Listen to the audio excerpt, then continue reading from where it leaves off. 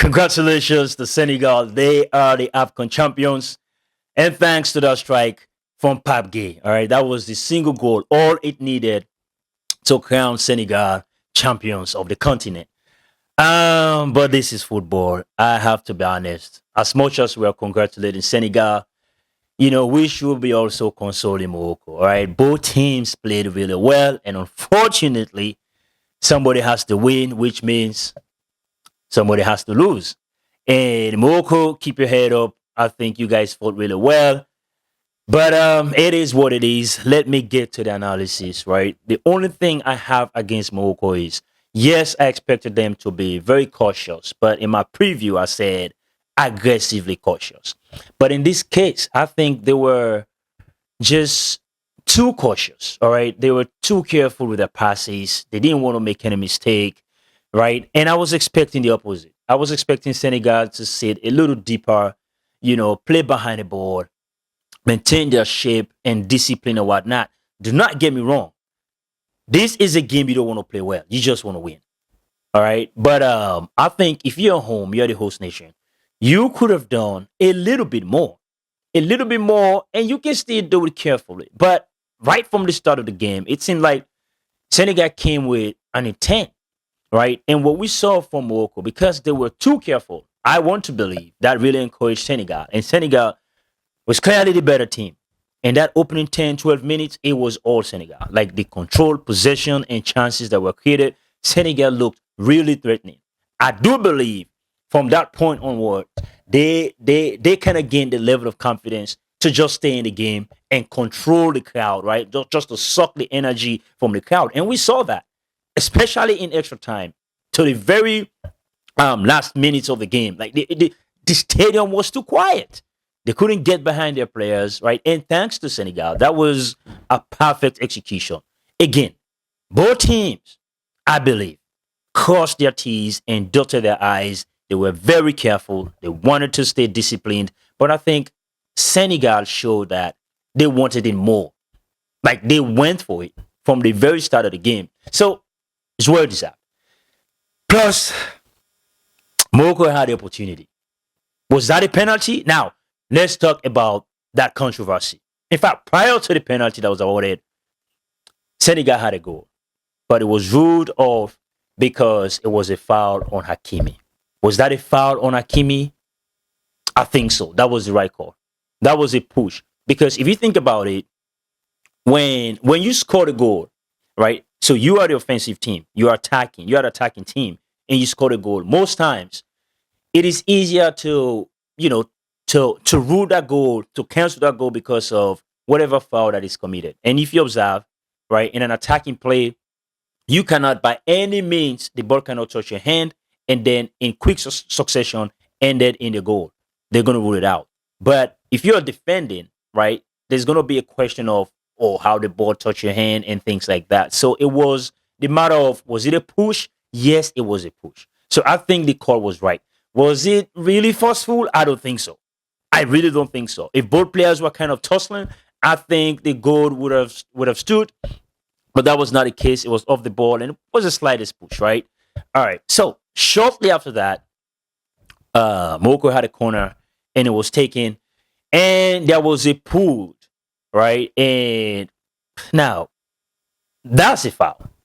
That's a foul. That is a foul. Off the ball, you are wrapping your hand over someone and you're dragging them to the floor. Whatever that is, it was reckless by Malik Diouf. I mean, you can see that is an inexperienced player, because at that particular point in time in a game like that, in the final, you should not be doing that. Not even especially to a player like Brahim Diaz. You have every height advantage over Brahim Diaz. You just need to keep him on one side and try to defend the ball. So that decision was the right call. Now, for Senegal, I do not agree with their behavior, walking off the pitch. Come on. Come on. I mean, yes, the goal was denied. A penalty has been awarded. But I think those two decisions are correct. And even aside from that, we have seen, like difficult calls against teams, but they're not leaving the pitch. They're not leaving the pitch. So that is a moment, we can look back on when we discuss this AFCON, and it's not going to be a good look, to be very sincere, right? And eventually, Brahim Diaz stepped up and he missed the penalty. Now, I'm just saying, all that, all that timeline, that interval of Senegal walking away from the pitch and then coming back, that is too much pressure on Brahim Diaz. I'm not making excuses for Brahim Diaz, but in a moment like that, 50 years of not winning a trophy, and that is just one strike away. That alone is pressure. All right. And with everything else that happened, that is excess pressure. So for Brahim Diaz, he opted for the Panenka. Now, was that the best choice? Some people will say no. I'm not gonna sit here and really condemn that choice, okay? Because the choice itself, I would say, is kind of considerate, given everything that happened from the time they went over and awarded the penalty, and the Senegalese walked off the pitch and all that pressure. It is reasonable to think, well, you know what? I think Edward Mendy might not be thinking about a Panenka, or not anyone was thinking about it. I wasn't thinking about it. I was thinking about like a straight slap, right? With a force, but he opted for the Panenka and he missed. The only perhaps concern I have with that penalty was, or should be, the way he ran up to the ball. All right, I didn't like it. If you opted for a Panenka, I think your run up to the ball has to be deceiving, right? Because your plan is to let the goalkeeper move in either direction, because you're just going to chip, just lob for the middle.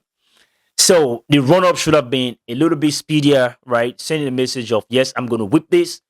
But the run up was casual. It was slow. The chip itself, it didn't really go high. And it was, just judging, now looking at it in judging, you would say that's a poor penalty. But the choice itself for a Panenka, I don't think was really wrong, but just the execution. And I really feel bad for Brahim Diaz. All right. He has had a very good tournament up until that point in time, but this is football. Again, there's always going to be someone to blame. And if Brahim Diaz had converted that penalty, would have turned every attention to Malik Diouf for conceding that penalty in the first place, right?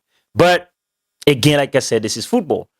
Well, after that, you would expect, during the extra time, you would expect more from Morocco, right? Like I was expecting more from them, but I didn't get that from them at all.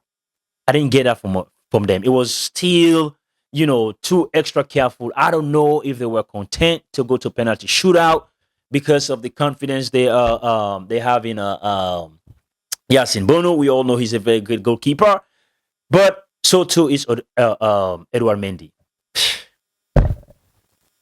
But anyways, like I said, somebody has to win. So I mean, we can sit here, we can analyze, we can say, whatever it is we want to say, but this is football, and this is how it ends. Congratulations to Morocco for hosting a great tournament, and absolute congratulations to Senegal. They are the champions. They were the champions in 2021. Missed out 2023, but 2025 they're the champions again, and they have a very good team. And by the way, they are ranked second in the continent. So this was a competition between the first and the second, and we can only give credit to Senegal. Let me know what you think. Until then, stay blessed and peace out.